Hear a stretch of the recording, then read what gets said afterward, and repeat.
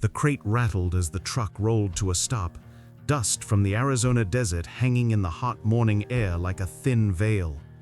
Jake Morales wiped his hands on his jeans and squinted toward the loading bay of Red Canyon Wildlife Refuge. He had seen a lot in 15 years of working with big cats, but he still felt that small lift in his chest every time a new life arrived. A rescued animal meant a second chance. Somewhere behind the metal slats of that crate was supposed to be a young African lion, 7 months old, full of fear maybe, but still carrying a little piece of the wild. The forklift set the crate down with a groan of metal. Inside, something shifted, not the heavy thud of a predator throwing itself at the walls, but a faint shuffle, a soft bump, as if a large dog had turned over in its sleep. Jake glanced at the woman beside him. "You ready?" he asked quietly. Dr. Emily Carter nodded, tucking a loose strand of gray-streaked hair behind her ear. She'd spent more of her life in scrubs than in regular clothes, patching up everything from hawks to old tigers. Her eyes were kind, but right now they were sharp, clinical, tracing every line of the crate. "As ready as he is," she said. "Let's take it slow." 2 vet techs moved in, unhooking the safety chains. The latch clicked. The air seemed to thicken as Jake lifted the sliding door a few inches, then a little more, until there was space for whatever waited inside to step into this new world. Nothing happened. No explosion of muscle.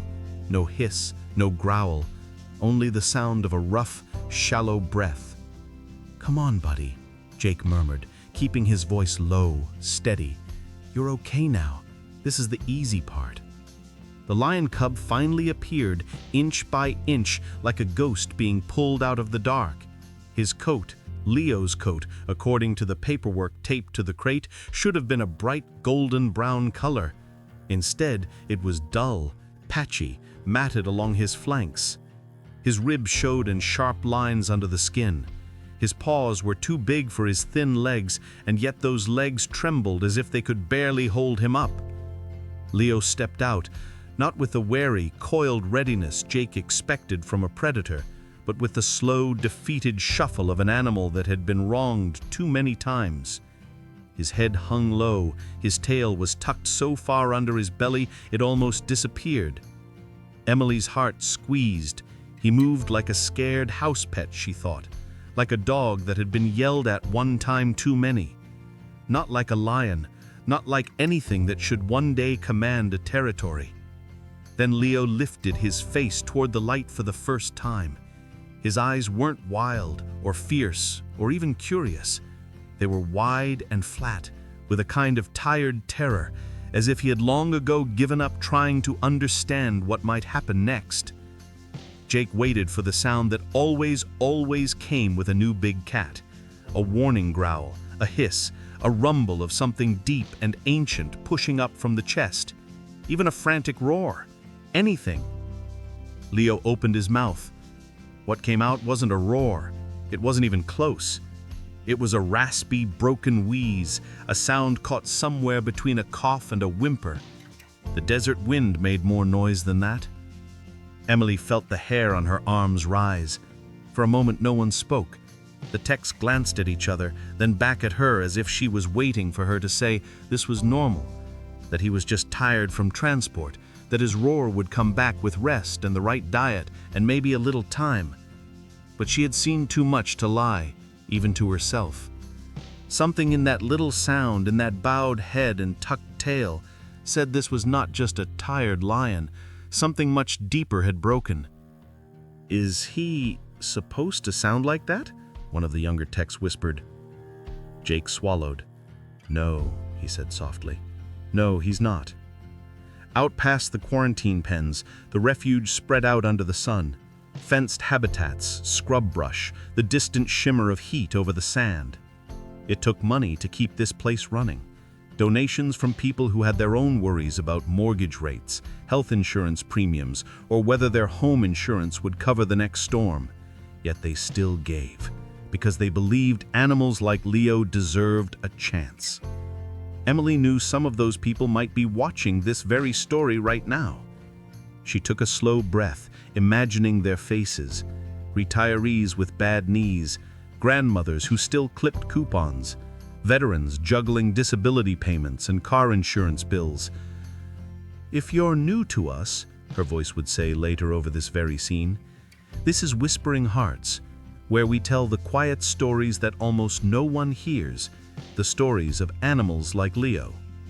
If you want to stand with him and with us, you can subscribe and stay with this journey. It doesn't cost anything, but it means we can keep shining a light on lives that were almost forgotten." Back in the pen, Leo had pressed himself into the far corner, as if the wide open space of the quarantine yard was more frightening than the crate that brought him here. His sides rose and fell too quickly. Every time Jake shifted his boots in the gravel, Leo flinched. Emily stepped a little closer to the fencing, keeping her body angled, non-threatening. "Hey there, Leo," she said, her voice low and warm, like someone talking to a nervous child. He didn't look up. She watched the line of his spine, the way his shoulders curled inward. A lion's body was built for power, for that long, confident stretch when they walked. Leo's frame seemed to be folding in on itself, as if he was trying to make himself as small as possible. He should have tried to charge, or at least bluff. Even scared, even underfed, he should have shown something. Emily nodded, her jaw tight. "He's not just afraid," she said quietly. "He doesn't know how to be anything else." The wind shifted, carrying a faint smell of hay, disinfectant, and the distant tang of raw meat from the carnivore kitchen. Leo's nose twitched, but there was no spark in his eyes, no instinctive interest. Somewhere, deep inside, under the scars of bad handling and cheap food and too many strange human hands, there should have been a roar. Standing there, staring at the silent lion who wouldn't lift his head, Emily felt a thought she dared not say out loud. What if no one had ever shown him how to be a lion at all? She knew with a kind of quiet certainty that made her stomach sink that this was not just another rescue. This was a mystery, a wound that went far beyond the body. And if they could not reach whatever was left of the lion inside that trembling frame, Red Canyon might save his life, but lose him anyway. Behind the fence, Leo had pressed himself into the far corner, as if the wide open space of the quarantine yard was more frightening than the crate that brought him here. His sides rose and fell too quickly. Every time Jake shifted his boots in the gravel, Leo flinched. How do you teach a creature to remember what it was born to be when it has never once been allowed to live that way? 2 weeks before Leo stepped out of that crate, before anyone at Red Canyon Wildlife Refuge had heard the broken sound he made instead of a roar, Dr. Emily Carter had been sitting in her small office with the swamp cooler humming unevenly in the corner. Arizona summers didn't care that the refuge ran on donations and good intentions. The heat pressed through every wall. She was halfway through reviewing lab results for an injured bobcat when her phone buzzed with an international number she didn't recognize. Emily almost let it go to voicemail. Most unexpected calls were either wrong numbers or people asking me if they could drop off a pet, raccoon they weren't legally allowed to have. But something made her swipe to answer. A man's voice crackled through the line, accented and tight with urgency. "Dr. Carter, this is Stefan Markovich. We've spoken before, 2 years ago, about that tiger shipment from Croatia." Emily straightened. She remembered. A brutal case, a long recovery. "Yes, of course. What's going on?" Stefan exhaled shakily. "We need help again. It's a lion cub this time, very young, confiscated from a roadside zoo. Conditions bad, very bad." She heard paper shuffling, then Stefan's voice lowered. "He has no mother, no siblings, no proper diet, and the authorities want him relocated quickly because the facility here is overwhelmed with other seizures." Emily felt that quiet ache behind her ribs, the familiar one that rose whenever she heard about animals paying for human greed. A lion cub on tourists' laps, fed whatever was cheapest, photographed 100 times a day. She had been doing this long enough to know how those stories usually ended. "What's his condition?" she asked, already pulling a legal pad toward her, pen in hand. Stefan hesitated. That alone was enough to set off alarms. "He's alive," he said finally, "but mentally, he is not right. He barely reacts to anything. No aggression, no fear, nothing. Nothing." Those were the animals that haunted her most, the ones whose spirits didn't just bend, but broke. She asked for photos, records, transport documents. Within minutes, her inbox pinged with a file dump. She clicked the first image, and there he was. A tiny lion cub, body curled in a filthy corner, eyes dulled to a shade she had only seen in animals who had given up long before anyone arrived to save them. Emily set her pen down slowly. "We'll take him," she said. "Just tell me what we need to do." The next 48 hours moved like a blur. She coordinated with international transport teams, arranged veterinary checkpoints through Frankfurt and Atlanta, and pulled Jake from his weekend plans because she knew she would need him when the cub arrived.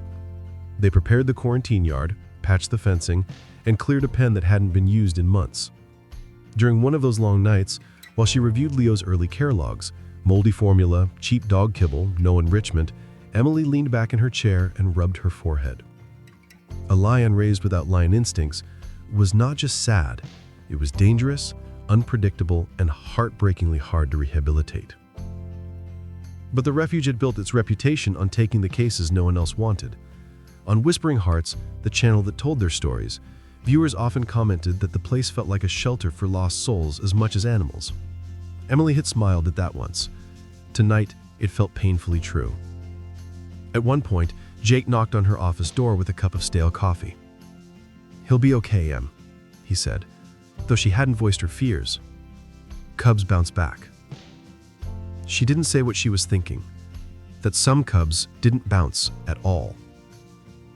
When she finally stepped outside for a breath of cool night air, the desert stretched out in every direction, quiet, steady, eternal. Even with all its harshness, there was something comforting about how honest it was. No tricks, no cages pretending to be care. Emily found herself whispering, "Just get him here. We'll do the rest." What she didn't know, what no one could have imagined, was that Leo wouldn't find his missing instincts from any book or any expert. His teacher was already living somewhere inside the refuge, silent and unseen, waiting for the moment a lion who couldn't roar would need him most. When the transport van finally pulled through the gates a week later, Emily felt an odd mix of dread and hope. She had heard the phrase countless times from donors and viewers, "Every life deserves a second chance." But she also knew second chances didn't come evenly. Some were fragile, trembling things. Some arrived with broken bones and trembling legs, and some, like Leo, arrived without knowing anything about who they were supposed to be. As she walked toward the loading bay that morning, she carried those thoughts with her, unaware that saving this lion would require a kind of help she had never asked for, help no human could give. And as Jake prepared to open the crate, Emily felt something shift inside her, like the whisper of a truth she couldn't yet name. Leo was coming, but something else was coming too. A quiet presence, a shadow with bright eyes, a little shape that the desert wind seemed to carry closer each day. The one teacher no one expected. Leo's intake files sat on Emily's desk like a stack of silent accusations. Paper after paper, photo after photo, each one peeling back another layer of the life this cub had endured before he ever saw the Arizona sky. She read them slowly, not because she needed to, but because every page demanded its own kind of grief. The roadside zoo in Eastern Europe wasn't even a real zoo, more like a rundown attraction behind a gas station, the type of place tired travelers might stop at because the sign promised exotic animals, family fun. Leo had been one of the features, a living prop passed from hand to hand. A receipt note attached to his file listed him as baby lion photo sessions. Nothing about lineage, nothing about mother or siblings, just a transaction. In one photo, Leo couldn't have been more than 3 or 4 weeks old. His paws were too small, his belly too round from cheap formula. He sat on a wooden bench next to a tourist's purse while someone held up his chin so he would look at the camera. A flash caught the reflection in his eyes, confused, startled, resigned. Emily set the picture down, pressing her fingers to her lips.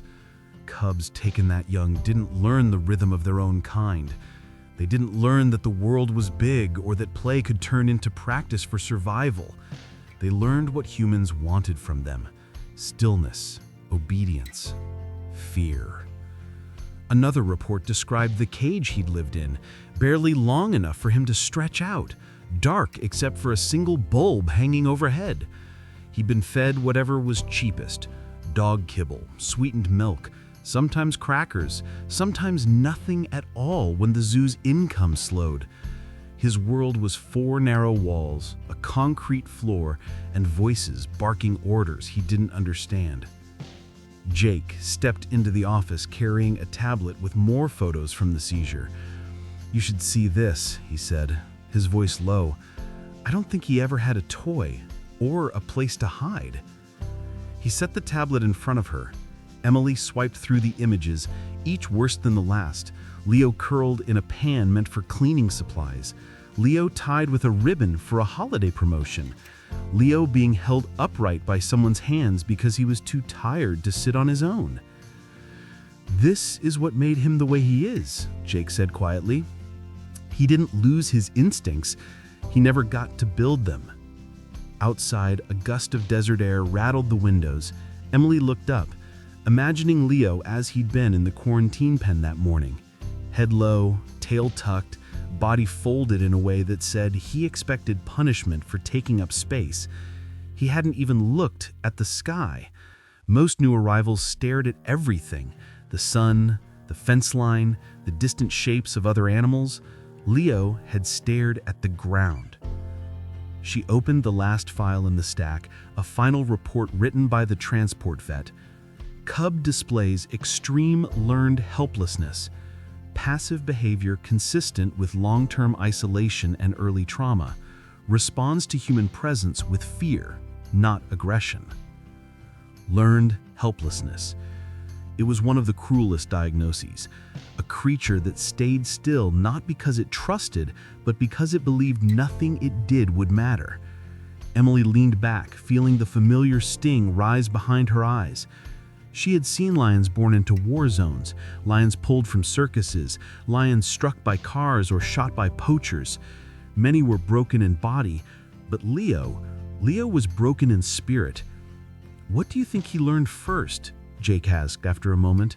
"Fear or silence?" Emily didn't answer. She didn't need to. They both knew.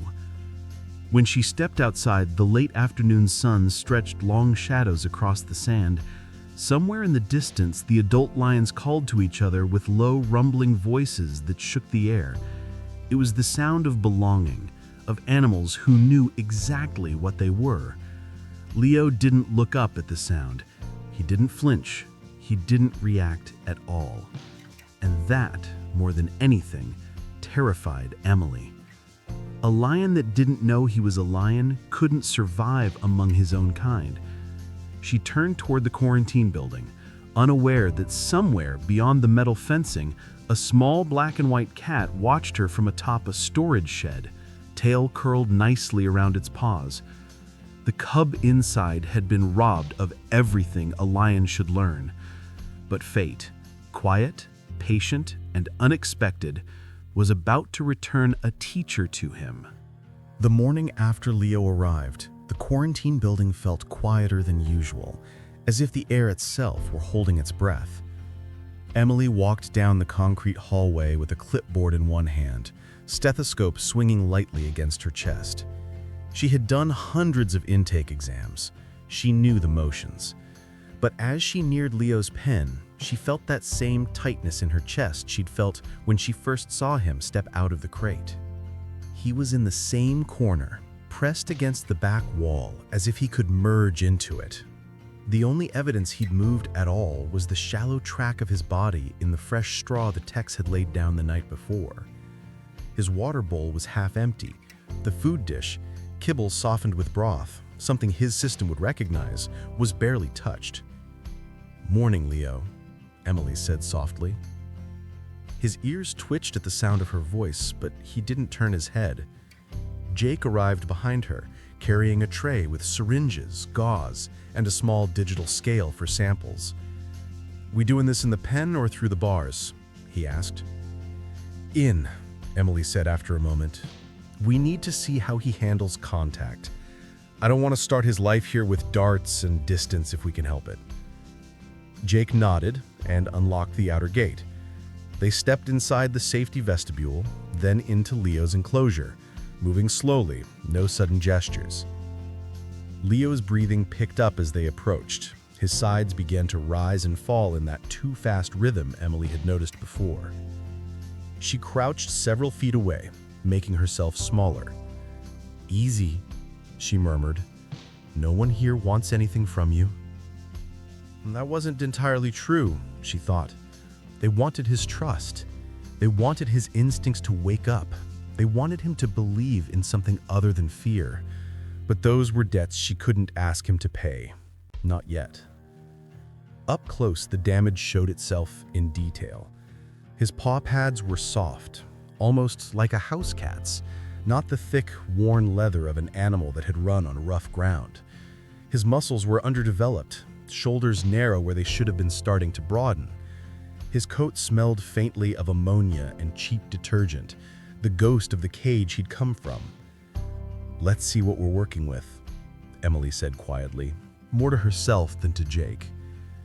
She extended one hand, palm down, fingers relaxed, stopping halfway between them. Leo's eyes flicked to it, then to her face. For an instant, she saw something like calculation there. Not wildness, not aggression. Just the quick, resigned math of a creature trying to decide which reaction might hurt less. He didn't lunge or snarl. He simply flinched so hard his claws scraped the concrete, then froze, every muscle locked. "Okay," Emily whispered. "Okay, I see you. We'll go slow." Over the next 20 minutes, she worked methodically, narrating more for Jake and the record than for Leo, but keeping her tone gentle all the same. Heart rate elevated, but not dangerously so. Lungs clear enough. Old abrasions along the flank, likely from rubbing on rough wire. Teeth small, with traces of tartar where there should have been clean white edges. Too much processed starch, not enough bone and meat. When she moved her hand near his face to check his eyes, Leo jerked back, nearly losing his footing. The whites of his eyes showed in a sudden flash. That was when she saw it plainly. He wasn't afraid of pain. He was expecting it. "Somebody smacked him in the head more than once," Jake muttered. Emily didn't answer, but her jaw tightened. For the final part of the exam, she asked one of the techs to bring a shallow tray to the edge of the pen. On it lay a small portion of fresh beef, cut into manageable chunks, blood still dark and tacky at the edges. It wasn't much, but it was real lion food, what his body had been designed to crave. "Let's see," Emily said softly, "if there's anything left in there that remembers." The tech slid the tray just inside the gate and retreated. The scent of raw meat drifted into the air, mingling with the disinfectant. Even some of the smaller carnivores down the hall stirred restlessly. Leo's nose twitched again. He glanced at the tray, then back at Emily, then at the tray once more. There should have been a moment when instinct overrode everything, fear, confusion, exhaustion, and pushed him towards it. She'd seen lions so weak they could barely stand, still drag themselves towards meat like it was the only thing keeping them on this side of the veil. Leo stayed where he was. Minutes passed. The meat began to dry at the edges. A fly landed, then buzzed away again. Leo finally stood, shoulders hunched, and took 2 slow steps forward. "Come on, kid," Jake whispered. Leo lowered his head, sniffed the air near the tray, and then turned away. He walked back to his corner and lay down, as if the smell itself had exhausted him. Emily's chest ached in a way that had nothing to do with her age or her own health insurance worries. This wasn't just preference. This was disconnect. The switch that should have flipped between scent and hunger wasn't flipping at all. "Get his usual kibble," Emily said quietly. The tech returned with a bowl of the softened food they'd offered the night before. When the dish was placed in front of him, Leo hesitated only a moment before beginning to eat. No enthusiasm, no tearing or ripping, just small, polite bites, like a dog minding its manners. A lion's body, a pet's habits. Emily wrote the observation down because it was her job to record, but the words felt wrong somewhere in her bones. She knew collars and cages and leashes.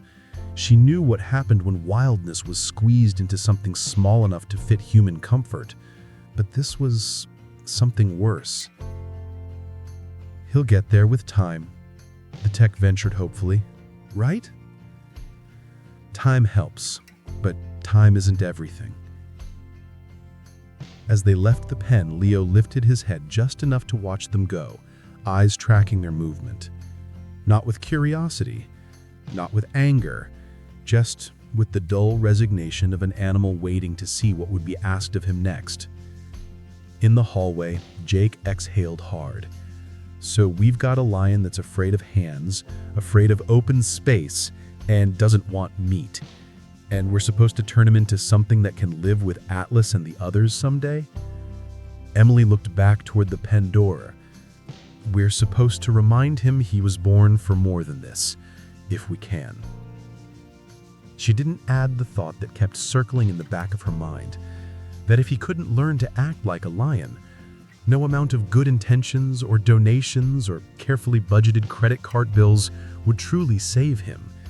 He would live his life behind a fence, alone, because it wouldn't be safe to let him try. Somewhere outside, a low roar rolled across the refuge, deep and effortless, a sound that made the windows vibrate in their frames. Atlas, announcing himself to the morning. Leo didn't answer. He didn't even react. And that silence, more than any broken roar could have, told Emily just how far they had to go. 3 days after Leo's intake exam, Emily decided it was time for the next step. She didn't like it. She didn't feel ready. But if Leo was ever going to live among his own kind, he needed to see them, hear them, smell them, watch them move. A lion learns who he is by watching other lions, and Leo had never had that chance. The adult pride at Red Canyon lived in a large habitat at the far end of the refuge. Atlas, the massive male with a mane that could learn morning fire, ruled with a calm steadiness that made him one of the safest animals Emily had ever worked with. Nala, wise and patient, often kept the younger cats in line. And then there was Coda, young, energetic, and still learning the difference between play and challenge. Emily stood beside Jake at the service gate of the observation zone, a narrow space divided from the pride by a heavy reinforced fence. Leo was brought over in a transport cage, not because he was aggressive, but because he froze or fled every time someone tried to guide him on a lead. The moment the cage door slid open, he slunk out with the same defeated shuffle, tail tucked, head low. "This isn't about forcing him to act like a lion," Emily murmured. "It's about letting his instincts wake up. Maybe seeing others like him will stir something natural." Jake wasn't convinced, but he nodded. "Let's keep it short. If Atlas gets too curious, we back out." Inside the pride habitat, Atlas had already lifted his head. The distance wasn't far, maybe 20 yards. He rose to his feet with the slow confidence of a king stretching awake. His shoulders rippled under the sun as he walked toward the fence, not aggressive, just purposeful. Nala followed, her gaze steady and evaluating. Coda bounded behind them, practically dancing with curiosity. Leo didn't move. Emily could see the moment Atlas caught Leo's scent. His nostrils flared. He slowed. Then, with the deep rumble of a greeting only other lions truly understood, he made a low, resonant sound. A simple announcement. "I see you. Who are you?" Emily held her breath, waiting for Leo to respond. A small chuff, a head dip, a posture of youth and respect. Anything. Leo froze completely. Every muscle locked. His front legs stiffened, his claws digging into the dirt. Then, as Atlas stepped closer, Leo dropped to the ground and rolled onto his back, paws in the air, chest exposed, throat vulnerable. A posture so wrong, so utterly out of place in lion language that it made Atlas stop short in confusion. "Oh no, no, no, don't do that, kid," Jake breathed. Nala's ears pinned back, not in aggression, but alarm. This wasn't submission, this was something else, something foreign, something unsettling. Coda trotted up to the fence and sniffed loudly. Leo whimpered, a high, fast sound like a puppy begging not to be hit. He scooted backward until his spine pressed against the cement wall. Atlas lowered his head, studying Leo through the fence with an expression that was almost human in its bafflement. He made another sound, softer, asking for clarification. Leo whimpered again, louder, higher. "That's not a lion sound," Jake said quietly, his voice thick. "It's like he doesn't even know how to speak."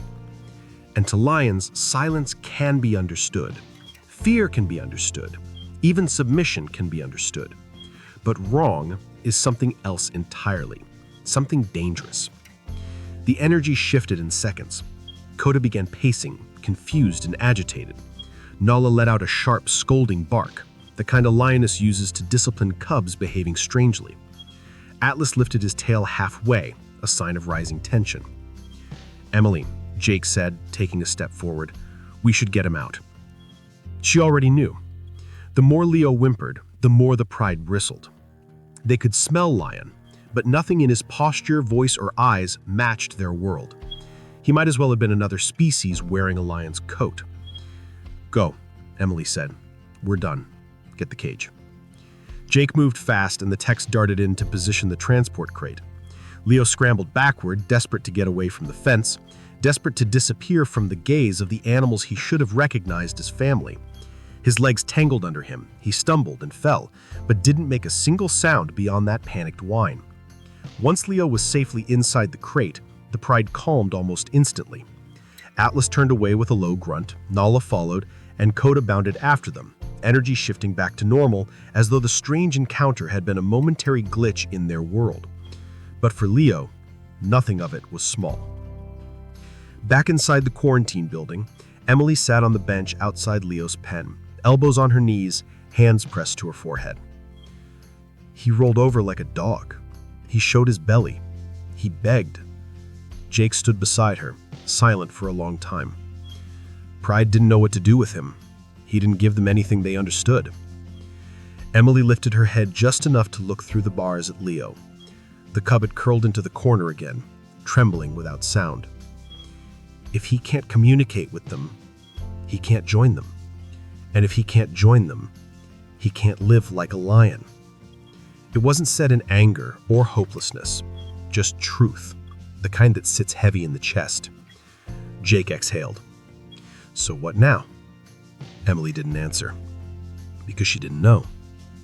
Somewhere outside, the pride roared again, a rolling, powerful harmony that carried across the refuge and into the sky. Leo didn't lift his head. He didn't blink. He didn't even seem to hear it. And as the echoes faded, Emily felt the full weight of what they'd witnessed. They could treat wounds, mend bones, feed the body. But teaching a lion who had never been a lion, that was a different kind of healing. And she had no idea where to begin. The first storm of the season always came without much warning in that part of Arizona. The desert could be dry and quiet for weeks, then suddenly gather its strength into a single violent night. By late afternoon, a restless wind had begun pushing across the refuge, sweeping grit against the fencing and carrying the smell of rain that hadn't yet fallen. Emily noticed the shift the moment she stepped out of the treatment room. The sky had turned an unsettled shade of bruised purple, clouds stacked heavy and low, the kind of sky that meant business. She quickened her pace toward the quarantine wing, uneasy in a way she couldn't explain. Maybe it was the storm. Maybe it was the way Leo had barely moved all day. When she reached the building, she found Jake fastening down the outer shutters. "Power's flickered twice already," he said. "We might lose it when the lightning starts." "Of all nights," Emily muttered. He's barely holding it together when it's calm. Jake gave a grim nod. I'll bring the generators online. Go check on him. Inside, the lights buzzed faintly, the sound of a power grid struggling. Leo was pressed into the same corner he always chose, the one farthest from the entrance, as if the invisible lines of fear in his mind had taught him that walls meant safety. His ears twitched every time thunder grumbled across the sky. "It's okay, Leo," she said softly as she approached the gate. "Storms pass. They always do." Before she could say anything more, the world outside cracked open. A bolt of lightning split the sky with a flash so bright the hallway lit up white, followed by a deafening boom that shook the metal rafters overhead. The lights snapped off. The hum of the building died, replaced by the roar of wind and the frantic rattle of rain hammering the roof. In the sudden darkness, she heard Leo's breathing spike, sharp and fast and terrified. His claws scraped against the concrete as he pressed himself lower, almost flattening his body against the floor. "It's okay, baby. I'm right here," she whispered, though she couldn't see her. She fumbled along the wall for the emergency flashlight, found it, and flicked it on just as another thunderclap shook the building. The beam landed on Leo, wide eyes gleaming, chest heaving, body stiff with terror. "Jake!" she shouted toward the hallway. "Power's not coming on?" His voice echoed back, strained. "Working on it. Give me a minute." A minute felt like a promise she couldn't keep. She moved closer to Leo's gate, flashlight aimed down, making herself smaller. "It's just noise," she murmured, "just the sky making a fuss." But Leo wasn't just reacting to the storm. Something deeper was unraveling. His fear wasn't new. It was old.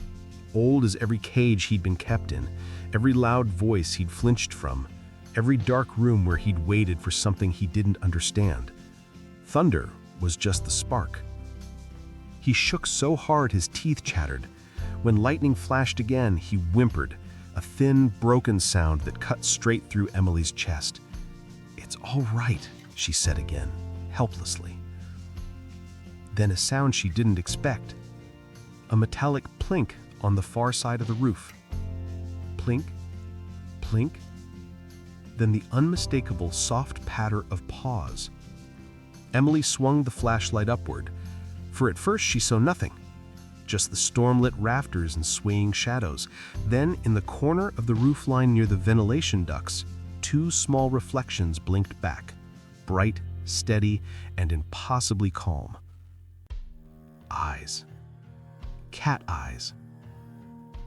Before she could react, the small shape leapt lightly down onto the outer ledge, then hopped onto the top of Leo's enclosure with the easy grace of something that believed every place belonged to it. Black and white fur, tail lifted in a gentle arc, paws silent even over the storm's howl. "Milo," she whispered, "what on earth are you doing?" The sanctuary's free-roaming mouser, the cat that didn't let anyone pick him up, who kept his distance from most animals, was now balancing on the slippery metal bars above a terrified lion.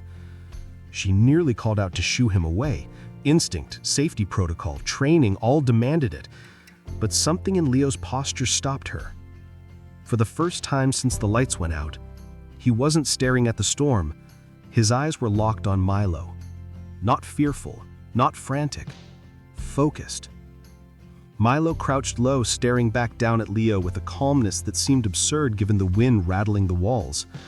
His tail flicked once, then again, slow, controlled, almost deliberate. Leo froze, not in fear this time, but in attention. His breathing slowed just slightly, his trembling paused. Emily had seen many strange things in wildlife rescue, but she had never, ever seen a house cat walk straight into the heart of a big cat's panic with all the confidence of a teacher stepping into a classroom. "Are you calming him?" she whispered, stunned. Milo blinked slowly, then hopped down onto the narrow platform just outside Leo's gate. Rain blew sideways through the partially open ventilation window, dampening his whiskers, but he held his poise. Head high, body relaxed. Leo took a shaky breath, and for the first time since the storm began, he blinked instead of staring wide-eyed into the dark. A simple blink. But to any feline, domestic or wild, it meant something. It meant trust. It meant acknowledgement. Another crash of thunder shook the windows, and Leo startled, but he didn't collapse into himself this time. Instead, he looked back at Milo, as if the tiny creature provided an anchor the storm couldn't shake loose. Emily found herself exhaling a breath she hadn't realized she'd been holding. Jake rushed in moments later, panting. "Generator's coming online now. You okay? Did he—" His voice cut off when he saw Milo sitting like a tiny guardian in the half-light. "What? How did he get in here?" Emily shook her head slowly. "I don't know, but he's helping him." The lights flickered, then surged back to life. Milo didn't flinch. Leo blinked again, calmer now, as though the storm had suddenly been reduced to background noise. "This wasn't an accident," Emily whispered. "He chose to be here." "Well, I'll be damned." Jake stared at the unlikely pair.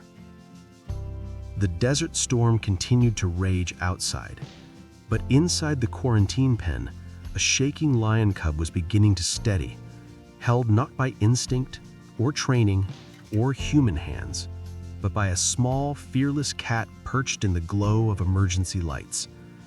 Leo was still terrified, still broken, still lost.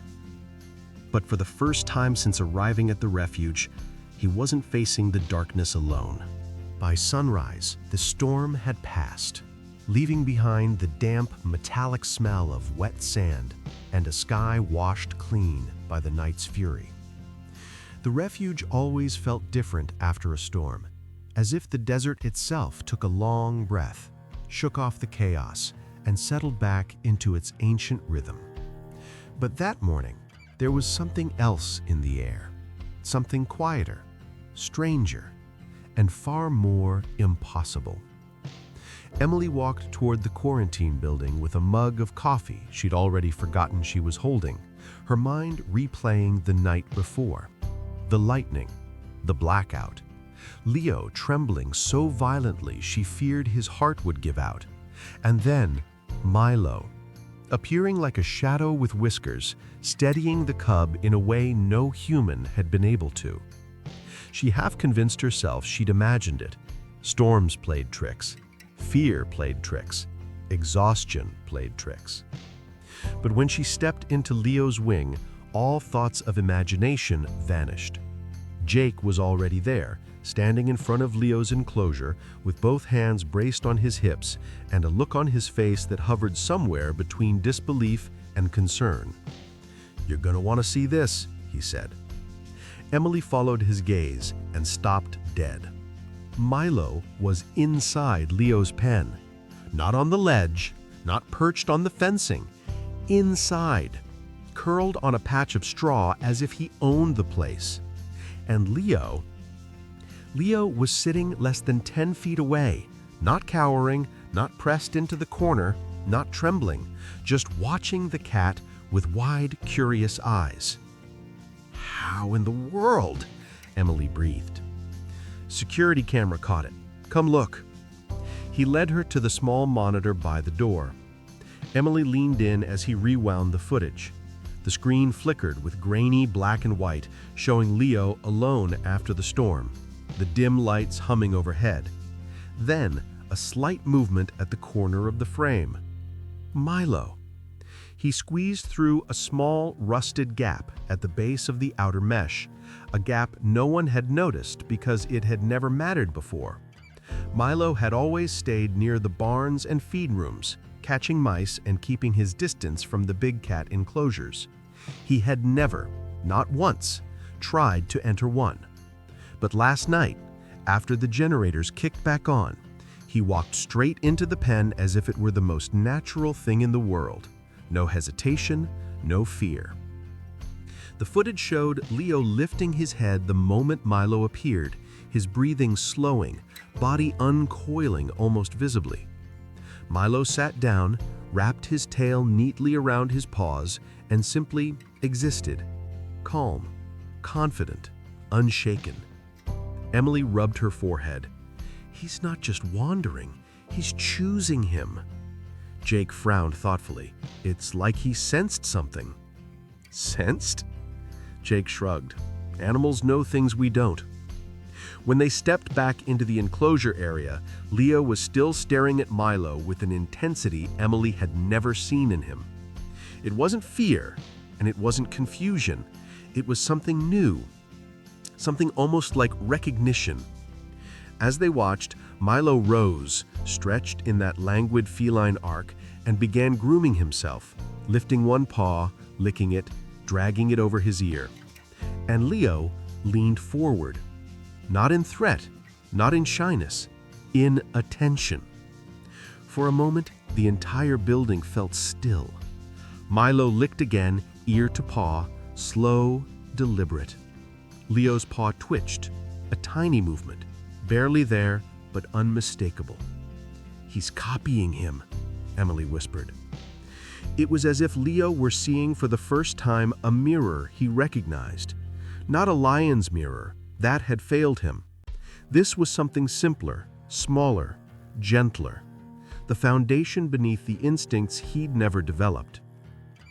Milo finished grooming and then began padding toward Leo with the easy confidence of a creature who had lived his whole life on his own terms. He stopped a couple of feet away and sat again, blinking slowly in the way cats do when they mean no harm. Leo blinked back. A slow, clumsy version, but undeniably the same gesture. Emily placed her hand on her chest. The movement hit her harder than she expected. He's communicating. With a house cat, Jake said softly. Milo stood again, closing the distance inch by inch. Leo didn't retreat. In fact, as the smaller cat reached the edge of the straw near his paws, Leo lowered his head just slightly, not in threat, but in acknowledgement. And then Milo reached out a single paw and tapped Leo's nose. A tiny touch, so gentle it wouldn't have disturbed a sleeping rabbit. Leo froze, startled, but not scared. His ears flicked forward, then slowly, awkwardly, he dipped his head just enough for Milo to tap him again. The gesture was unmistakable in its meaning. Pay attention. I'm here. Learn. Emily exhaled shakily. He's teaching him. Jake let out a soft, incredulous laugh. A house cat is teaching a lion how to be a cat.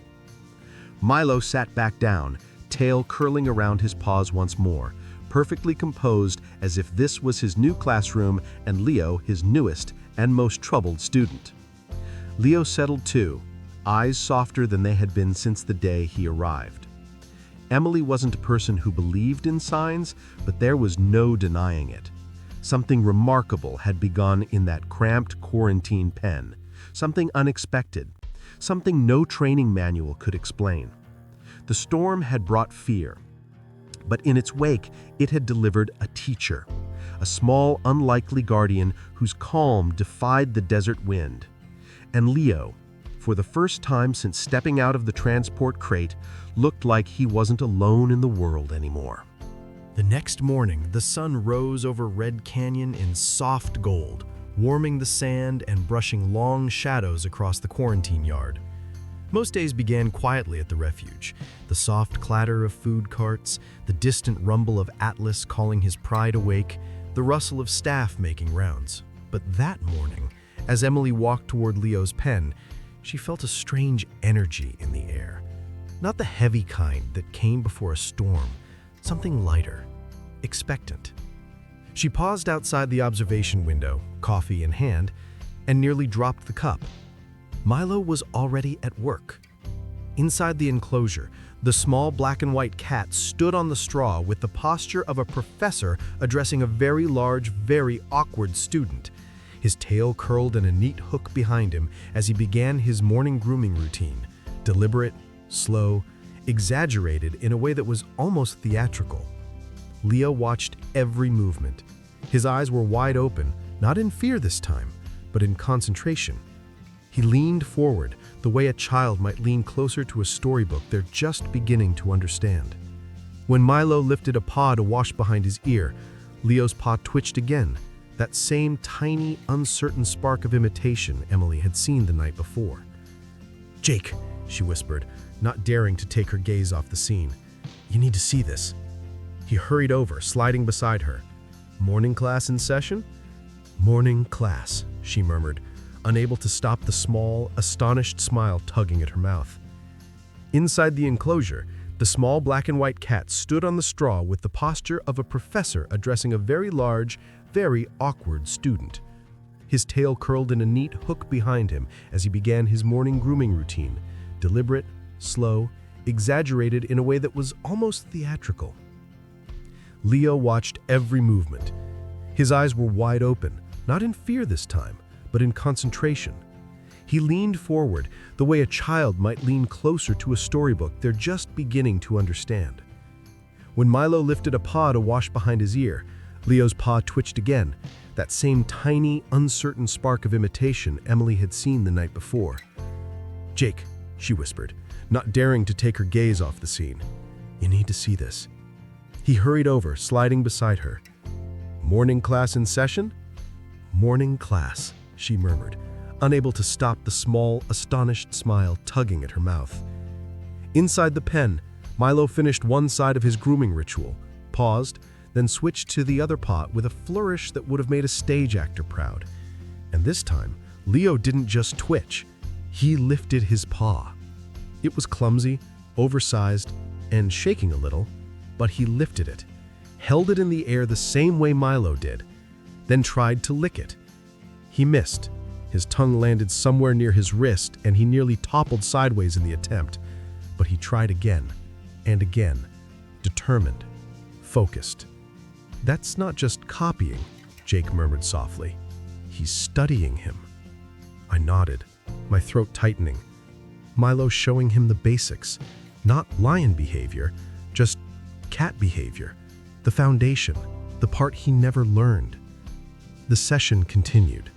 Milo strolled to the wooden platform against the wall, hopped up gracefully, stretched in a long arc, then sat with perfect posture. Leo lumbered after him, climbing onto the platform with far less grace and far more noise. The wood creaked beneath his weight. Milo glanced back, unimpressed but not alarmed. Then the house cat demonstrated again. Flick tail, sit straight, breathe steady. Leo attempted it. Crooked tail, crooked spine, but the intention was clear. "Unbelievable," Jake whispered. Emily felt something open in her chest, a mixture of relief, disbelief, and an emotion she hadn't dared to hope for, optimism. Milo hopped down and walked to a leaf that had blown in through the mesh. He eyed it with the exaggerated focus of a cat preparing to pounce on a shadow. Then he crouched low, slow, smooth, belly nearly touching the straw. His rear wiggled just slightly. It was classic feline stalking. Leo leaned closer, fascinated. Milo inched forward, paws silent. Leo mimicked the motion, though his steps were heavy enough that Jake winced. When Milo finally leapt at the leaf, pinning it with two tidy paws, Leo sprang too, overshooting by a full 2 feet and landing in a dramatic tumble that sent straw flying. Jake burst out laughing. "He looks like a toddler trying to do ballet." Emily didn't laugh. She wiped the corner of her eye instead. "He's learning the language of being a cat, one clumsy sentence at a time." Over the next hour, the class continued with new lessons. Milo walked the perimeter of the pen, rubbing his cheek against the fencing, marking territory with scent glands Leo had no idea he possessed. Leo watched, sniffed the fence, then followed suit, brushing his own cheek against the mesh. Tentative, unsure, but doing it. Then came the most surprising part, Milo's game of shadows. The small cat noticed the way the morning sun cast their silhouettes against the concrete wall. He batted at his own shadow, swatted, junked, and turned it into a playful chase. Leo tilted his head, mesmerized. When Leo lifted a paw toward his own shadow for the first time, gently, almost reverentially, Emily's breath caught. "That's self-recognition," she whispered. "Awareness, curiosity, things he's never shown." Jake leaned his shoulder into the frame of the window. "I think that cat is doing more for him than any of us have." The lesson went on until Milo decided class was over. He trotted to the sunny patch near the gate, turned once in place, settled down, and wrapped his tail around himself. Leo followed. He didn't lie next to him, not quite, but close enough that their shadows overlapped. He lowered himself onto the straw, head resting on his paws in a position that finally resembled something feline. Milo blinked slowly. Leo blinked back. Emily closed her notebook, not because the session was finished, but because she realized she didn't need to write down the rest. Some things were too remarkable to forget. "Whatever this is," she murmured, "it's working." Jake gave a low whistle. "So what do we do now?" Emily watched Milo, the small, steady figure, sitting like a guardian beside a cub who had started life all wrong. "We let him teach," she said simply, "and we pay attention, because whatever he's doing, it's more than instinct." Jake nodded. "It's intention." And as Milo yawned and stretched again, signaling perhaps the beginning of the afternoon lesson, Leo mimicked him with a slow, exaggerated yawn that was too large for his face and too loud for the quiet room. But it was real. It was feline. And for the first time since arriving at Red Canyon, Leo looked like he belonged to something, even if that something was just one small, steady, fearless house cat. By the end of the first week, something had shifted in Leo so clearly that even the volunteers who only worked weekends noticed it. He was still skittish, still uncertain, still walking like he expected the world to collapse under his paws, but he was watching. Watching Milo, watching the environment, watching himself. And in the world of cats, watching was the first sign of awakening. That morning, Emily stood behind the observation window with her notebook tucked loosely under her arm. She'd stopped writing as much, not because Leo's progress wasn't worth documenting, but because some moments felt too delicate to pin down with ink. Inside the pen, Milo sat like a seasoned instructor, positioned with regal confidence in the center of the straw. His tail curled loosely, tip flicking once, then twice, with an intentional rhythm Emily recognized from her years of feline behavior work. Tail language was subtle, but powerful, a whole vocabulary in motion. Today, Milo was giving a lecture. He lifted his tail high, a confident, friendly gesture. Leo stared. Milo lowered his tail halfway, caution, curiosity. Leo's ears twitched, and he leaned forward. Then Milo swept the tail slowly from side to side, focused attention. Leo's own tail, usually plastered to his belly, lifted a few inches. It wavered like a flag in unsteady hands, but it lifted.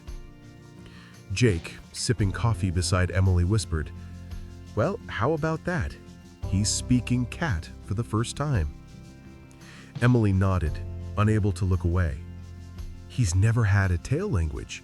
He only had fear language. Milo switched gears. He puffed his tail slightly, the universal feline sign for alarm, not terror, just heightened alert. Leo startled backward at first, then froze. His own tail didn't puff, not yet, but it stiffened, and he lowered his body in imitation. "That right there," Emily murmured, pointing, "is understanding. He's learning emotional vocabulary." A moment later, Milo relaxed completely, tail lowering until it wrapped around his paws in a serene loop.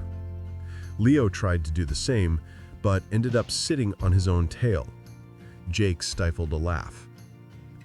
"Baby steps," he whispered. But then something happened that neither of them expected.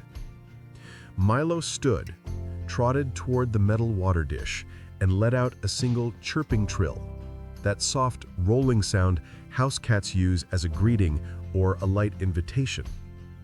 Leo lifted his head, startled at first, and answered. It wasn't a roar, wasn't even close.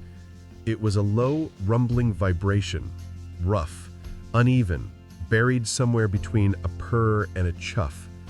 But it was feline. It came from instinct, not fear.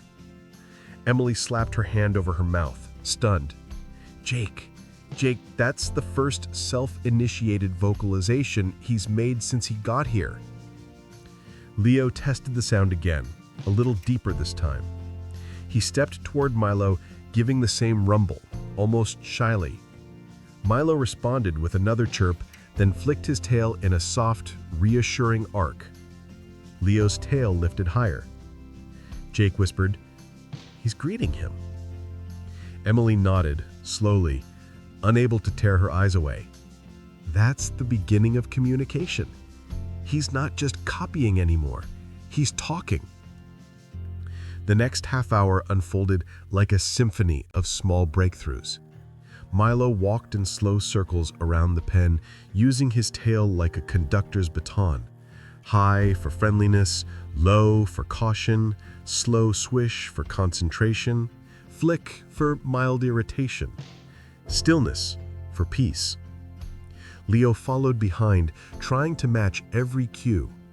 His tail movements were clumsy, delayed, often confused, but he was trying so hard his body trembled with the effort.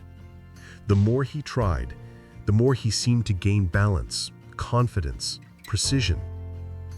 Once, Milo paused abruptly as a bird landed on the fence outside. His tail stiffened and he hunched low with predatory focus. Leo mirrored him instantly. Crouching, eyes sharp, tail swaying slowly. The cub's muscles tightened, not with fear, but with curiosity, with the thrill of something ancient stirring inside him. That, Emily whispered, is the first real hunting posture I've seen from him. Jake grinned. Bird doesn't stand a chance. The bird, completely unaware of the lesson it had helped teach, fluttered away. Milo relaxed. Leo did too. Then came the vocal exercises. Not intentional ones, Milo never meant to teach those, but cats simply communicate through sound as naturally as breathing, and Leo absorbed every note. A soft, kitschy chirp from Milo became a deep, rough chuff from Leo. A gentle meow turned into a throaty hum. A purr, Milo's light, steady motor, sparked a shaky, uneven rumble in Leo's chest. For the first time since arriving, Leo curred. He did it when Milo brushed past his paw. He did it when Milo curled against his side for a moment. He did it when Milo groomed the corner of his face. The purr wasn't perfect, more like an engine that hadn't been run in years, but it was there. A vibration of comfort, trust, an awakening instinct. Emily felt her throat tighten.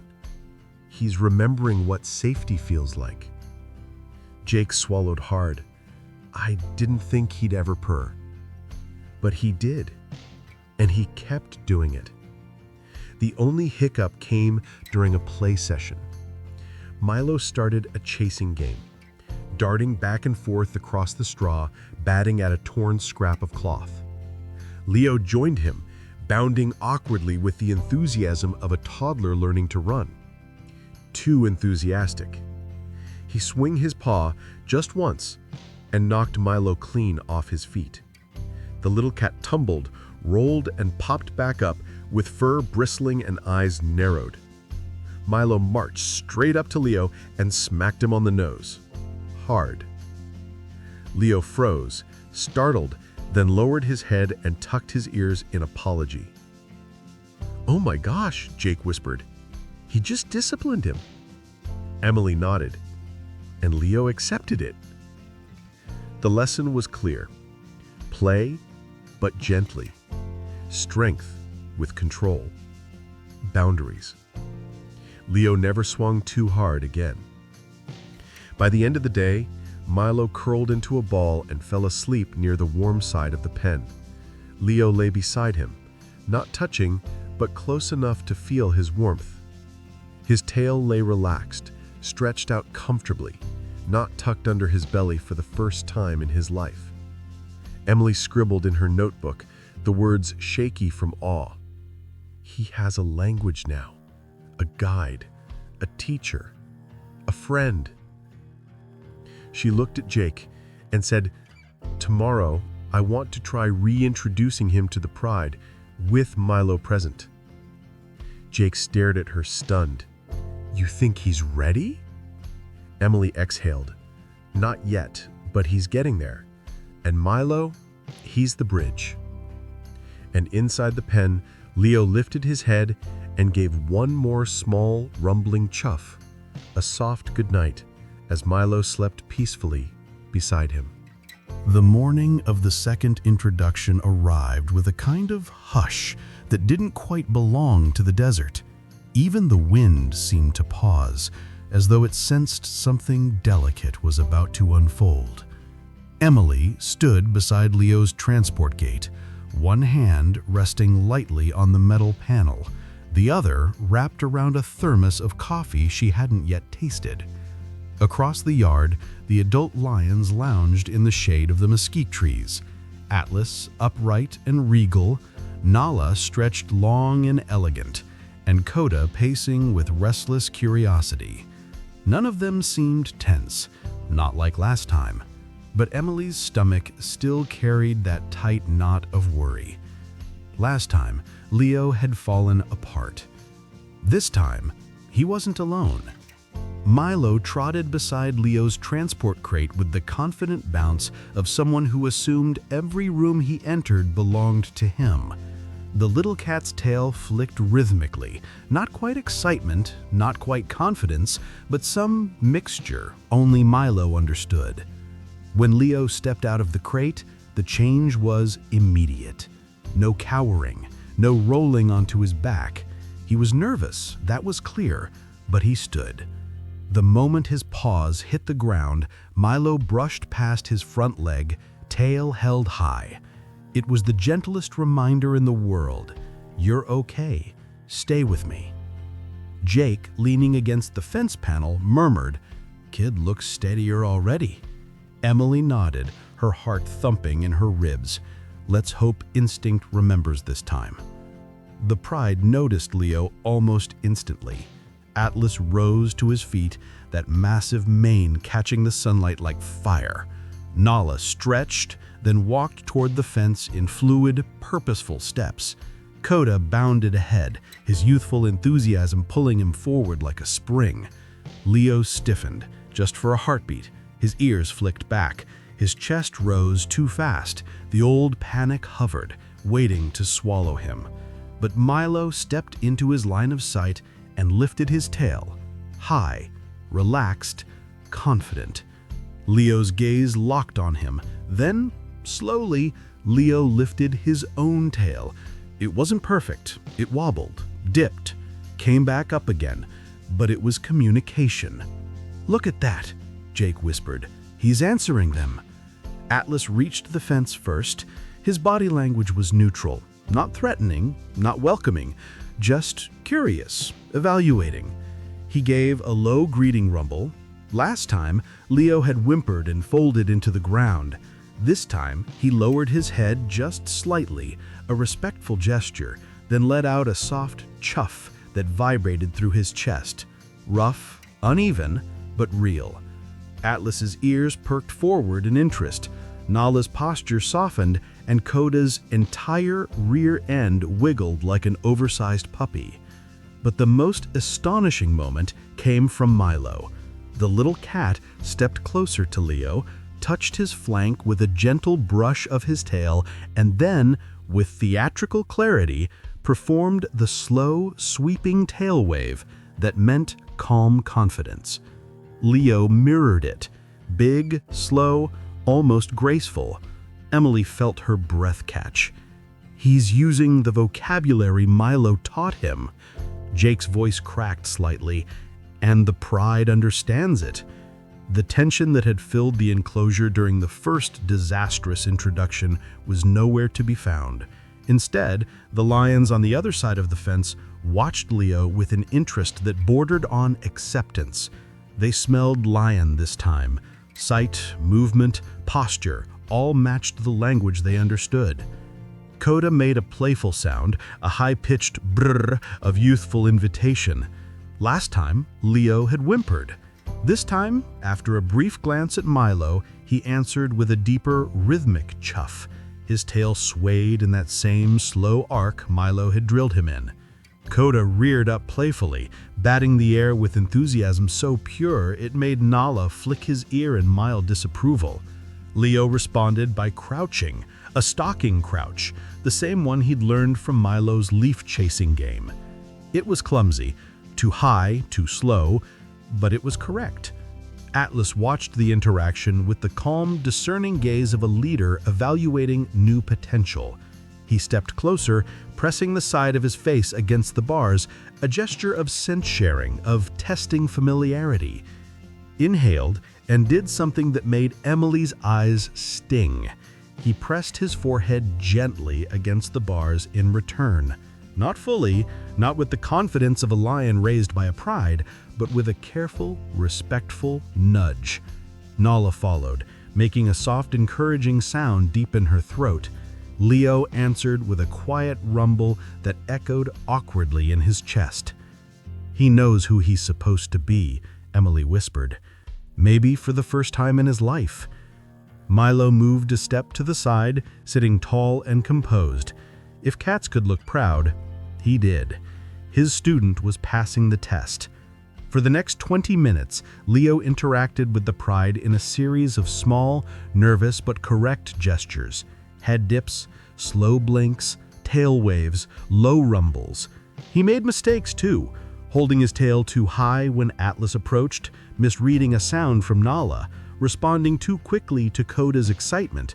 But every time he faltered, Milo stepped in with a correction. A flick of the tail, a pointed look, a small sound, and Leo adjusted every single time.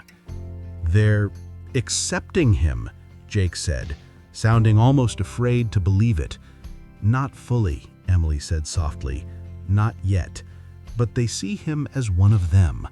She didn't add what she was thinking. And that's the first step towards saving his life.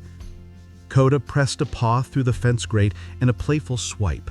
Leo responded with a gentle tap of his own, paw bumping paw through the metal. The moment was small, but monumental. Atlas gave a final approving grunt and walked away, settling back under the mesquite tree. The others followed, leaving Leo and Milo alone on their side of the fence. Leo stood there a moment longer, processing. Then he turned to Milo. The little cat walked up, tapped Leo's nose with a delicate paw, the same gesture he'd given on their very first meeting. Leo dipped his head, not in fear, in acknowledgement. Emily exhaled shakily. "Jake, I think Milo just told him he passed." Jake laughed under his breath. "Then that makes Milo the strangest lion trainer in North America." Emily couldn't help smiling, wide, exhausted, hopeful, and the best one Leo's ever had. Behind them, the pride lay in the morning sun, peaceful. In front of them, a lion cub leaned gently toward a house cat. A student and his teacher. And for the first time, Leo looked like he belonged on both sides of the fence. The transition enclosure had been designed years before Leo ever arrived. A half-acre split into two connected sections, separated by a heavy sliding barrier and a narrow crawl gap along the bottom. The gap was small enough that only Milo could pass through, but large enough for scent, sound, and energy to move freely between the spaces. Now, for the first time in its history, the design truly mattered. Emily and Jake stood at the observation deck, as the crew finished securing the final locks. The Pride was already on one side, Atlas watching calmly, Nala grooming her paw, and Coda pacing with the restless eagerness of a young lion who sensed something new was about to happen. On the other side, Leo stepped tentatively into the sand, eyes darting in every direction. His body was larger now, filling out with proper nutrition, gaining the muscle and weight he had once been denied. But emotionally, he was still caught between two worlds, one shaped by fear, the other by a newfound sense of belonging that felt fragile and new. And beside him, Milo trotted forward with an almost comical sense of purpose, like a general inspecting a battlefield he believed he could command. The barrier slid shut behind them with a heavy metallic groan. Leo flinched. Milo didn't. He flicked his tail and rubbed against Leo's leg, grounding him with a single graceful stroke. Jake whispered, "He's got nerves of steel, that cat." Emily nodded. He's become Leo's anchor, and now he's got to be his stepping stone. For the first few minutes, Leo stayed close to Milo, following the house cat's slow, deliberate walk along the fence line. Beyond the barrier, the Pride watched him, not with confusion like the first time, but with recognition, like they understood they were looking at someone who belonged to their species, even if his manners were still developing. Nala approached first, her movement smooth and measured. She lay down near the fence, offering a posture that was neither dominant nor submissive, simply present. Atlas remained a few feet behind her, sturdy and silent, a mountain of patience. Coda, ever impatient, pressed close to the fence and gave a playful grunt. Leo stiffened, then looked at Milo. Milo swished his tail, slow, steady, confident. Leo mirrored the movement, though his version was still a little shaky. Emily whispered, "Good. That's good. He's translating Milo's signals into lion language." For the next hour, Leo and the Pride engaged in a dance of observation. Through the fence, with distance, but with growing comfort. Milo moved freely between the sections, slipping through the crawl gap to wander among the adult lions without an ounce of fear. Nala gave him a curious sniff. Coda attempted to bat at his tail. Atlas simply watched him with the bemused tolerance of a king entertaining a peculiar little visitor. Every time Milo returned to Leo's side, it strengthened the young lion's confidence. Every time he walked away toward the Pride, Leo paid attention, learning, connecting, absorbing. But the real test came in the afternoon. The crew slid open a secondary panel in the fence, not wide enough for the lions to cross, but open enough for pause, sound, and shared breath, a supervised partial contact test. Jake exhaled slowly. This is where we see if he can handle touch without shutting down. Leo approached the opening with visible hesitation. His paws paused at the edge of the shade, his ears twitched, his body trembled with indecision. Step forward or shrink back. Then Milo brushed past him, tail high, and sat directly beside the opening. He didn't look at Leo, didn't coax him, just showed him it was safe. Nala extended a single massive paw through the gap and set it gently on the sand, offering a connection that wasn't a threat.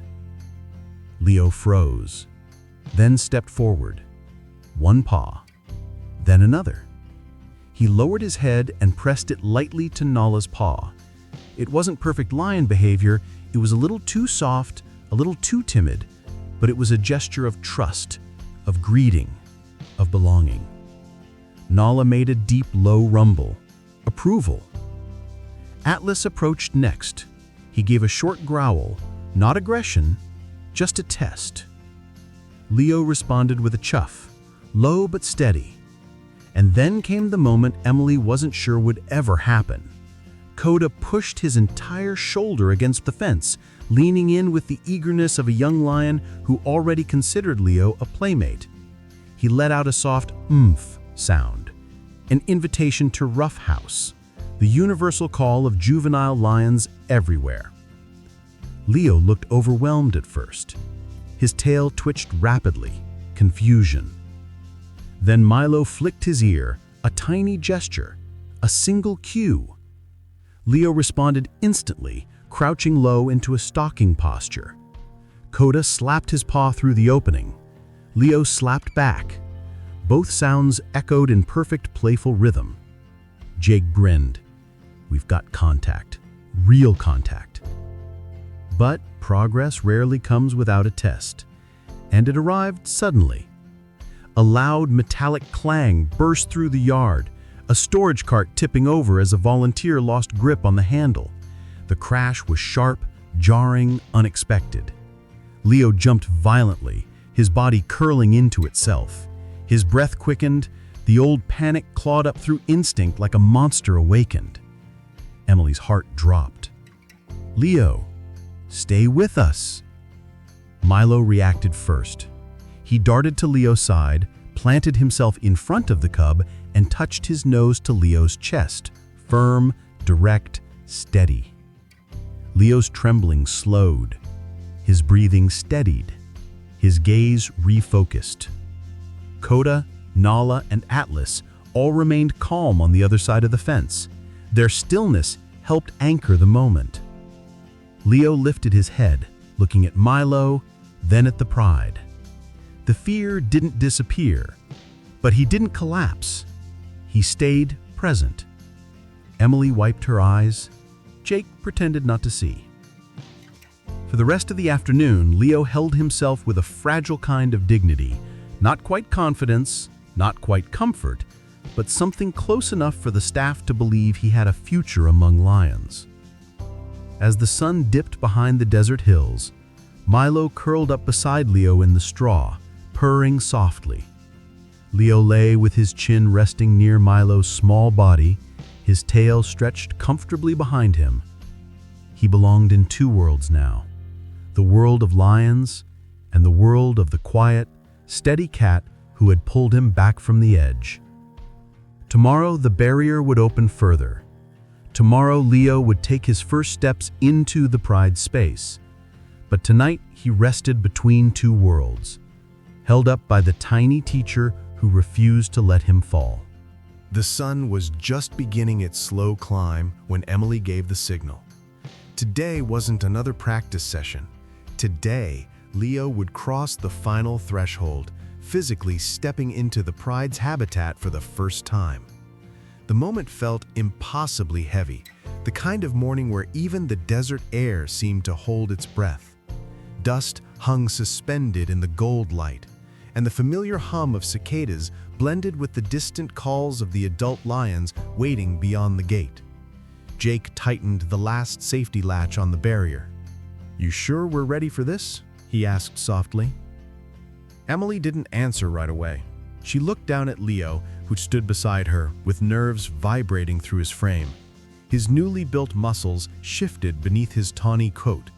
He was stronger now, bigger, more lion-like in every way except the one that mattered most: confidence. But he also wasn't alone. Milo walked circles around him like a general inspecting his soldier before a battle. The little cat's tail stood tall, flicking lightly at the tip, a silent message: "You're ready, and I'm right here." Emily finally exhaled. He has the foundation now, and he has the pride waiting for him. "And Milo," Jake added. Emily smiled, especially Milo. When the gate groaned open, the sound echoed across the entire transition yard. Leo froze for a heartbeat, the memory of his first disastrous introduction flashing behind his eyes. The fear, the confusion, the overwhelming pressure of not understanding anything around him. But Milo trotted forward and slipped through the opening as casually as entering his favorite sunny windowsill. He didn't even look back. He didn't have to. He knew Leo would follow. And Leo did. One slow step, then another. His paws crossed the boundary. Inside the pride space, Atlas rose first. He watched Leo with calm authority, not challenging him, not pushing him, simply acknowledging him. A leader recognizing a young member at the edge of joining the world he deserved. Nala approached next, her movement smooth and maternal. She made a soft sound, gentle, encouraging. Leo dipped his head in response, just as Milo had taught him. Coda couldn't help himself. The young male bounded up with reckless enthusiasm. He skidded to a stop inches from Leo, tail swishing wildly, his entire body vibrating with excitement. Leo startled backward. His tail quivered, his breath went shallow. Old panic clawed at the edges. Milo shot him a sharp glance. Nothing more than a flick of the ear, but Leo saw it, felt it, and the panic slowed before it swallowed him. He mirrored Coda's playful crouch, a bit too high, a bit too slow, but undeniably lion-like. Coda let out a thrilled grunt and pounced. Not hard, not aggressive, just play. Practiced, youthful, joyful play. Leo responded, awkwardly at first, his paws too large, his timing off, but the instinct was there, the movement, the spark. Emily pressed a hand to her mouth. He's doing it! He's actually doing it! The morning unfolded in cautious waves of interaction. Leo learned the boundaries of each adult lion, how close to stand near Atlas, how to signal respect to Nala, and how to read Coda's endless invitations for play. The pride corrected him gently when he misread a cue, and each correction he absorbed like a child relearning the rules of a language he was always meant to speak. Milo remained nearby, moving like a silent supervisor. Sometimes he sat high on a rock, watching. Sometimes he strolled under Atlas's belly like he owned the place. And sometimes, when Leo faltered, he approached just long enough to brush his flank or flick his tail. Small reminders that Leo wasn't alone in this new world. By late afternoon, something extraordinary happened. Leo lay in the shade with the pride. Not next to them, with them. His body relaxed. His tail stretched comfortably along the grass. Nala rested her paw close enough that their toes nearly touched. Atlas settled behind them, positioning himself as a protective wall. Coda flopped down directly against Leo's shoulder, already treating him like a brother. Leo didn't flinch, didn't shrink, didn't hide. Emily whispered, "That's integration." But the real test was still ahead. Night. Lions were different at night, more alert, more territorial, more vocal. If Leo could make it through one night without panicking or retreating, he would truly be part of the pride.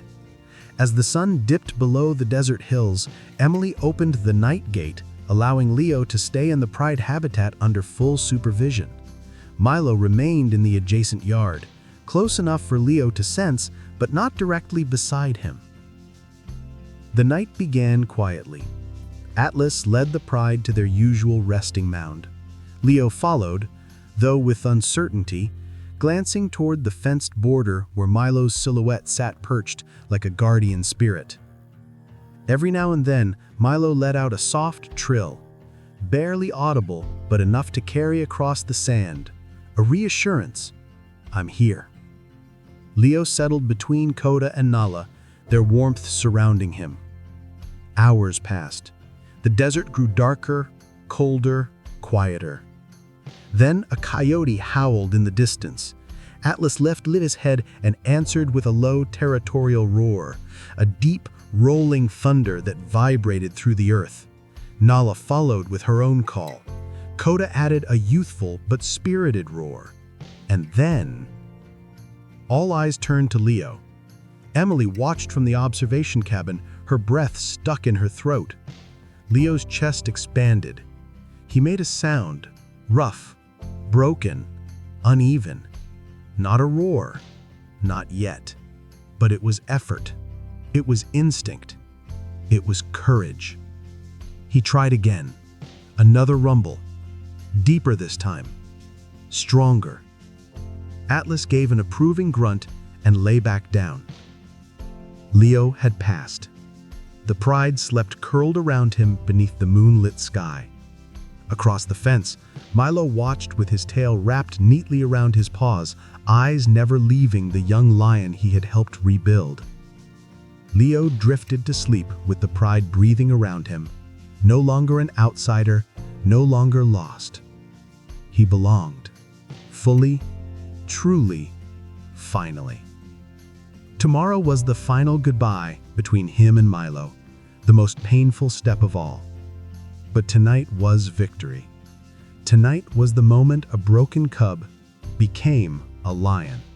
Dawn crept gently across the sanctuary, painting the desert in soft gold, as if trying not to disturb what had finally settled into harmony during the night. Emily stood on the overlook, her arms folded loosely as she watched the pride begin to stir. Coda stretched with a wide yawn. Nala rose slowly, shaking off the coolness of early morning. Atlas remained dignified and steady, the anchor of the group. And in the center of them, lying comfortably, peacefully, was Leo. No trembling, no shrinking, no searching for an escape. He lifted his head as the sun touched him, blinking at the light the way a lion should, unafraid of the day ahead. Emily felt tears prick the edges of her eyes. "He made it," she whispered. Jake stepped beside her. "He didn't just make it, he belongs there." But both knew what had to happen next. The final step, the one they'd all been avoiding, not out of fear, but out of love. Milo sat in the adjoining yard, perched on his usual fence post, his silhouette small but sharp against the morning glow. He watched the pride wake with the stillness of a guardian who knew his job was complete. Leo noticed him. He climbed slowly to his feet, his growing muscles moving with the steadiness he had worked so hard to gain. The pride parted naturally as he walked through them, no longer confused by his presence or dismissing him as an outsider. Leo stopped at the fence, nose close to the wire. Milo hopped down and approached the other side. They sat there in silence, no urgent movements, no fear, no confusion, just a long, lingering stillness between two beings who understood each other in ways no human ever could. Emily and Jake didn't move. They barely breathed. This moment wasn't theirs to disturb. Leo lowered his head first. Not in submission, not in fear, but with a softness, a gesture of gratitude, of memory, of unbreakable bond. Milo lifted a paw and pressed it lightly against the fence. Leo touched his nose to the same place. It was not dramatic. It was not loud. But it was one of the most profound goodbyes Emily had ever seen. Because it wasn't a separation. It was an acknowledgement. I know who I am now. You taught me, and I will never forget. Milo turned away first, back arched in an elegant stretch, tail curling in its familiar, confident wave. He returned to his small wooden shelter by the staff building, the same shelter he had used long before Leo arrived, the same one he would use long after. Leo watched him until he disappeared from view. Then he returned to the pride. Atlas greeted him with a low, approving rumble. Nala brushed her flank gently against his. Coda pounced at him immediately, batting his paws in their usual playful invitation. This time, Leo met the young lion with perfect timing and strength, no hesitation, no uncertainty. Their wrestling sent up a cloud of dust as they tumbled together beneath the rising sun. Emily laughed through her tears. "Look at that! He finally knows how to play like a lion." Jake shook his head with a smile. More than that, he knows how to be a lion. Leo's transformation didn't end in a single morning. Healing never does. But it was clear now that he would live his life among lions, not shadows. He walked with the rhythm of his species. He communicated with confidence and clarity. He roared, Not perfectly yet, but he was learning. The rumble was deeper each day, growing into something majestic. And every so often, when the afternoon sun fell just right, Emily noticed something small but striking. Leo would pause in his grooming, then raise one massive paw, lick it slowly, and brush it deliberately over his ear in a careful, precise motion. Not a lion's motion, not entirely. It was Milo's. The sanctuary staff called it the Milo swipe. Visitors called it a quirky habit. But Emily knew the truth. Leo was carrying his teacher with him, a quiet tribute, a living echo. As weeks turned to months, Leo grew into a magnificent young male, tall, strong, proud. His mane began to thicken, his roar deepened, his confidence rooted itself firmly into every step he took. And sometimes, just sometimes, Milo could be seen perched on the fence post near the pride enclosure at dusk, tail wrapped neatly around his paws, watching his former student with a calm, knowing gaze. They never touched again. They never needed to. Their bond lived in something deeper, in instinct, in memory, in identity. A lion who once couldn't roar now stood among his pride, tall and certain. A house cat who once wandered alone had become the bridge between fear and freedom. And somewhere deep in the desert sanctuary, under the soft hum of evening wind and fading daylight, the truth of their story lingered like a heartbeat. Greatness sometimes grows from the smallest teachers. Strength can be sparked by gentleness. And love, quiet, patient, unexpected, can remake a life. Leo wasn't just rescued, he was reborn. Thanks to a house cat who changed everything.